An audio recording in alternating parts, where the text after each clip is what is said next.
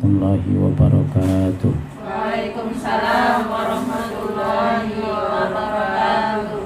Ila hadratin Nabi Mustafa Muhammadin sallallahu alaihi wasallam wa ala alihi wa ashabihi wa azwajihi wa dzurriyyatihi wa ajbaihi wa nakhussu khassah illa Syekh Muhammad Nawawi ibn Umar Al-Jawi summa ila Syekh Abuddin Ahmad ibn Hajar Al-Asqalani ilaihima wa lahum al-fatihah. A'udzu billahi minasyaitonir rajim. Bismillahirrahmanirrahim. Alhamdulillahi rabbil alamin arrahmanir rahim maliki yaumiddin. Iyyaka na'budu wa iyyaka nasta'in ihdinas siratal mustaqim siratal ladzina an'amta 'alaihim ghairil maghdubi 'alaihim waladdallin. Bismillahirrahmanirrahim. Wal maqalatu wal maqalatus sadisatu wal ashrun. Wal maqalatus sadisatu wal ashrun, dan maqalah yang ke-26. Auha mewahyukan. Auha mewahyukan Allah Ta'ala, Allah Subhanahu wa Ta'ala. Allah Ta'ala, Allah Subhanahu wa Ta'ala ila ba'dil anbiya, ila ba'dil anbiya'i, kepada sebagian para nabi. Ila ba'dil anbiya, kepada sebagian para nabi, alaihi kepada sebagian nabi, assalamu bermula salam sejahtera. Assalamu bermula salam sejahtera, man siapa saja, man siapa saja,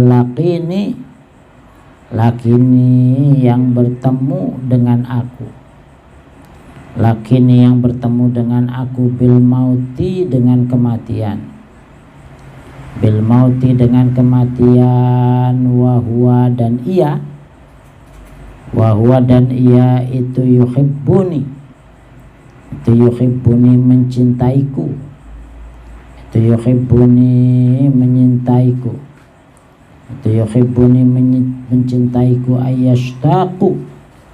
ayashtaku maksudnya rindu, ayashtaku maksudnya rindu, ilayya kepadaku, ilayya kepadaku, wayargobu dan cinta,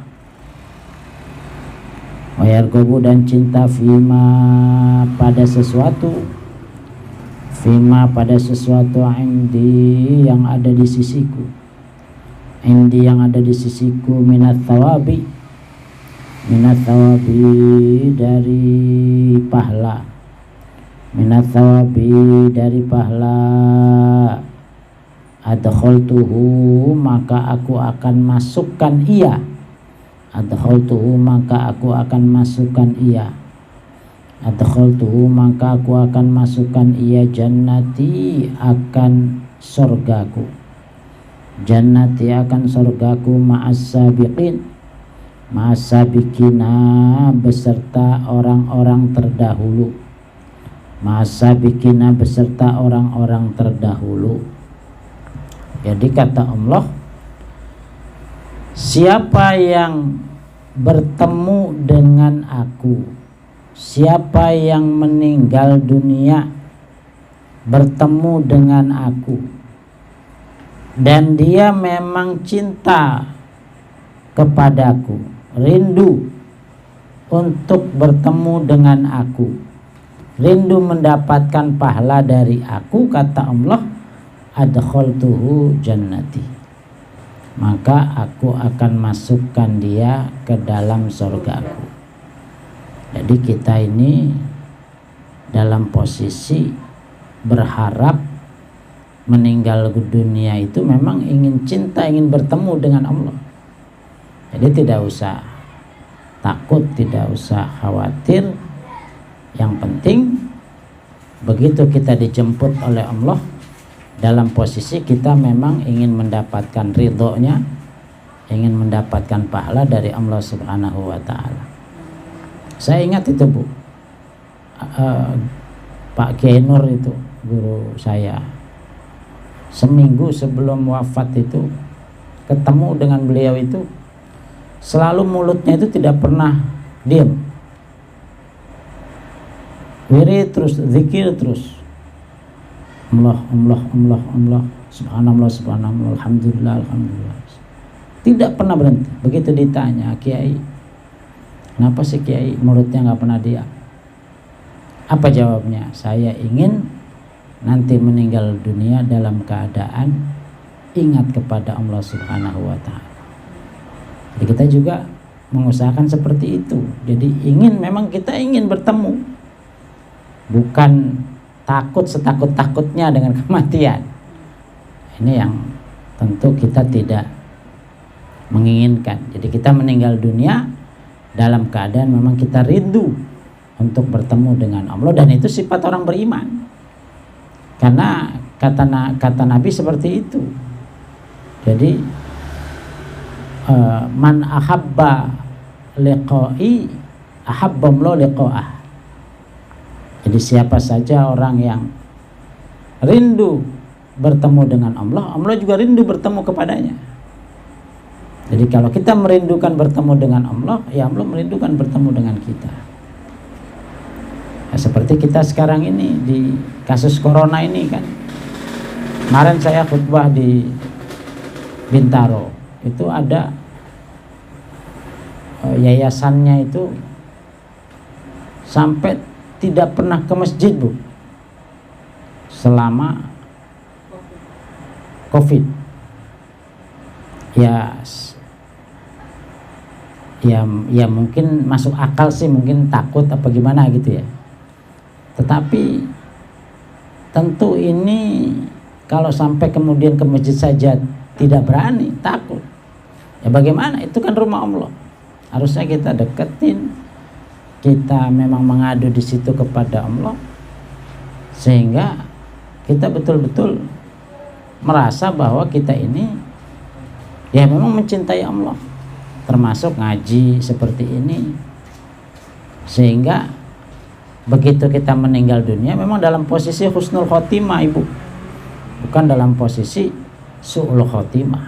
Nah, ini yang kita inginkan, meninggal dalam keadaan seperti itu. Nah, inilah yang dimaksud oleh Nabi seperti itu.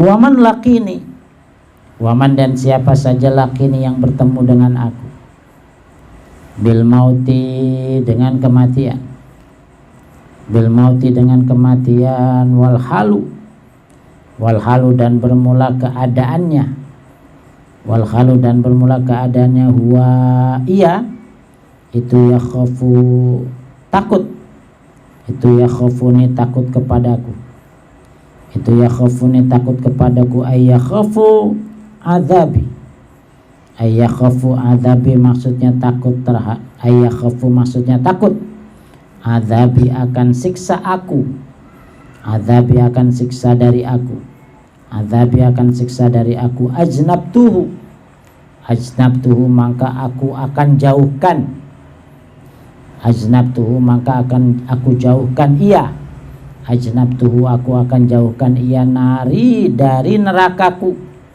nari dari nerakaku, nari dari nerakaku. Nah, yang kedua, kalau ada orang bertemu dengan Allah, meninggal dunia dalam kondisi takut akan diazab, berarti kan kalau dia takut akan diazab, tentu akhir hayatnya itu diisi dengan kebaikan-kebaikan, Bu, diisi dengan amal soleh. Itu kalau ada orang meninggal dunia dalam kondisi takut akan azab Allah, nanti Allah akan menjauhkan nerakanya. Ada istilah istidraj, Bu. Istidraj itu adalah orang diberikan nikmat tetapi dia lupa dengan Allah. Ayo diulur terus oleh Allah, dapat harta, ditumpuk terus, tapi bukan semakin dekat, semakin jauh dari Allah. Nah, itu namanya istidraj. Termasuk orang yang jarang sakit tuh istidraj juga itu. Jadi kalau orang dikasih sakit itu justru disayang oleh Allah. Kenapa? Karena dia ingat mati kan. Nanti saya usia udah 50 tahun. Itu ingat, mesti ingat meninggal itu. Tapi orang kalau dikasih sehat terus lupa. Nah, oleh karena itu kita ini jangan merasa bangga begitu dikasih harta banyak oleh Allah, disangkanya Allah sayang dengan kita, padahal ini belum tentu, ini ujian ini. Kalau tidak digunakan dengan baik, disedekahkan dengan baik, diberikan kepada anak yatim, nah itu justru akan melupakan kita, malahan kita nanti akan sengsara dengan harta yang itu. Jadi orang hartanya banyak dijorin terus oleh Allah Subhanahu wa taala itu belum tentu itu sebagai itu bisa jadi itu sebagai ujian dari Allah Subhanahu wa taala kepada kita, tinggal kembalinya kepada kita. Apakah dengan harta dijorin harta itu kita makin rajin sedekah, makin rajin infak. Nah, itu akan kelihatan dari situ. Kalau kita justru semakin jauh, semakin pelit, semakin jauh dari Allah, semakin jarang sholat, semakin jarang ke masjid, celaka. Itu nanti benar-benar istidraj yang akan membahayakan kita. Karena dalam satu ayat dikatakan akhadna baghtatan. Jadi falamma nassu ma dzukiru bihi. Ketika mereka semua melupakan, fatahna abwaaba kulli syai'in, akan dibukakan semuanya, jor gampang Bu. Sehat terus, harta datang terus, rezeki datang terus, semuanya keluar, semuanya itu nikmat dia banyak. Tapi akhadna baghtatan, tiba-tiba nanti akan begitu lagi nikmatnya dicabut hartanya oleh Allah. Bagaimana coba? Dalam kondisi melimpah hartanya, tapi dalam kondisi jauh dari Allah, ibadahnya jarang-jarang, dicabut nyawanya oleh Allah. Na'udzubillah min dzalik, seperti itu. Nah, itu jangan sampai terjadi seperti itu. Itulah yang disebut dengan istidraj namanya. Diberikan kenikmatan, tapi dengan kenikmatan itu bukan semakin dekat kepada Allah, tapi semakin jauh kepada Allah. Waman lakini, waman dan siapa saja lakini yang bertemu dengan aku bil mauti dengan kematian. Bil mauti dengan kematian, wahwa dan ia yastahyi malu minni daripadaku biang tangqabido sekira menjaga apa nafsuhu dirinya, min syai'in dari sesuatu, khaufan karena takut min iqabillahi ta'ala dari siksa Allah Subhanahu wa ta'ala, dari siksa Allah Subhanahu wa ta'ala lahu kepadanya fihi di dalam syai'un, fihi di dalam sesuatu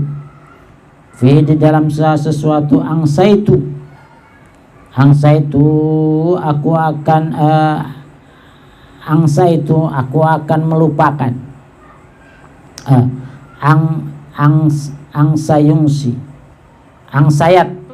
melupakan, angsayat akan melupakan apa al-hafadatu malaikat penjaga, malaikat penjaga atau malaikat pencatat ya.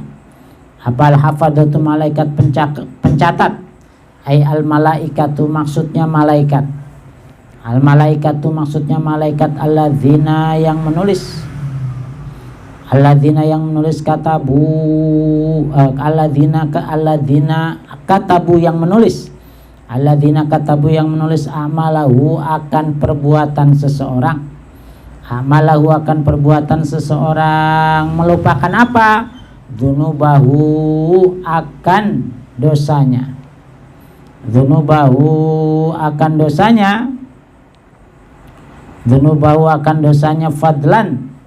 fadlan sebagai anugerah minallahi ta'ala dari Allah Subhanahu wa ta'ala. minallahi ta'ala, dari Allah subhanahu wa ta'ala, alaihi kepadanya. Jadi yang ketiga, wa man lakini bil mauti wa huwa yastahi mini, siapa yang berjumpa kepadaku karena meninggal dunia, dia posisinya malu kepadaku. Malu dengan menjaga dirinya melakukan perbuatan dosa. Direm dirinya untuk tidak melakukan perbuatan dosa. Angsa itu, aku akan melupakan. Al-hafadhota, akan malaikat pencatat melupakan apa? Dzunubahu, akan dosanya. Jadi ketika ada seseorang meninggal dunia, posisinya malu kepada Allah atas dosa-dosa yang dia miliki, merasa dosanya banyak, kesalahannya banyak. Nanti Allah yang akan menyuruh malaikat pencatat keburukan untuk melupakan, untuk menghilangkan, untuk melenyapkan dosa-dosanya. Kenapa? Ini adalah rahmat dari Allah Subhanahu wa ta'ala kepada orang yang memang posisinya takut sekali dengan dosanya yang banyak itu. Nanti gimana. Makanya kalau orang-orang ulama dulu itu, Bu, jangankan meninggalkan perbuatan yang sifatnya wajib, meninggalkan perbuatan yang sunnah saja yang dia sudah sering lakukan, itu akan ditebus kesalahannya itu dengan berbagai amal soleh. Kenapa? Khawatir, takut nanti diazab oleh Allah Subhanahu wa ta'ala. Makanya dalam satu ungkapan yang lain dikatakan bahwa kalau orang mau dicintai oleh malaikat, hendaklah orang tersebut tidak banyak melakukan perbuatan dosa.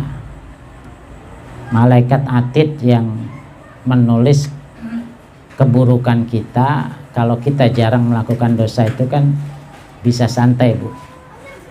Ya kan, Bu? Nggak capek-capek dia nulis. Tapi kalau kitanya berbuat dosa terus, dia nulis lagi. Capek orang, capek malaikat. Terus ada yang tanya sama saya, Ustaz, kalau dia melakukan kebaikan terus kan dicatat juga. Ya tapi seneng nulisnya, kayak orang nerima duit. Kalau nerima duit tuh kayak yang namanya ngitung duit, nggak ada capeknya walaupun banyak juga. Ya kan, Bu? Ya. Sama dengan gitu. Coba orang hajatan tuh. Tapi kalau duit sendiri, sama juga. Malaikat yang menulis kejelekan itu kalau mencatat dosanya orang, sebenarnya dia udah sebel gitu. Udah pegel nulisnya, nanti juga ujung-ujungnya masuk neraka gitu kan. Nah, oleh karena itu kata para ulama itu, kalau pengen dicintai malaikat, jangan suka melakukan perbuatan dosa, sehingga malaikat yang mencatat keburukan itu senang dengan kita tidak banyak melakukan perbuatan dosa. Nah, ini mungkin ibu-ibu sekalian yang bisa saya sampaikan, mudah-mudahan bermanfaat. Jadi kesimpulannya, ketika kita berjumpa dengan Allah, harus dalam keadaan yang pertama, kita harus dalam keadaan cinta kepada Allah. Yang kedua, harus dalam keadaan takut akan azab dari Allah. Yang ketiga, kita dalam keadaan malu terhadap banyaknya dosa-dosa yang kita lakukan kepada Allah Subhanahu wa ta'ala. Dengan itu semua, nanti kita akan dimasukkan ke dalam surga, dijauhkan dari neraka, dan Allah Subhanahu wa ta'ala akan menghapus seluruh dosa-dosa kita. Itu yang kita harapkan, seperti itu. Baik, saya kira itu ibu-ibu sekalian. Ada pertanyaan terkait dengan yang sampaikan atau masalah yang lain? Baik, kalau tidak ada, mari kita tutup taklim malam ini. Kita tetap semangat karena kita tidak tahu apakah besok, apakah lusa kita akan dipanggil oleh Allah Subhanahu wa Ta'ala. Tapi insya Allah kalau kita dalam keadaan mengaji, beriman, insya Allah meninggal dalam keadaan husnul khotimah. Ala hadhihi niyah al-fatihah. A'udzu billahi minasyaitonir rajim. Bismillahirrahmanirrahim. Alhamdulillahi rabbil alamin arrahmanir rahim maliki yaumiddin. Iyyaka na'budu wa iyyaka nasta'in ihdinas siratal mustaqim siratal ladzina an'amta 'alaihim ghairil maghdubi 'alaihim waladdallin. Waffana ya karim, waffana ya karim, Allahumma bihaqqi suratul Fatihah bi karamati suratul Fatihah farijal ham ya kashifal gham ya man la yabdi yaghfir ma yadafi al bala ya Allah ya dafi al bala ya rahman ya dafi al bala ya rahim ya subhanahu wa ta'ala fiha salam wa akhiru da'wahum alhamdulillahi rabbil alamin. Terima kasih, saya mohon maaf. Assalamualaikum warahmatullahi wabarakatuh.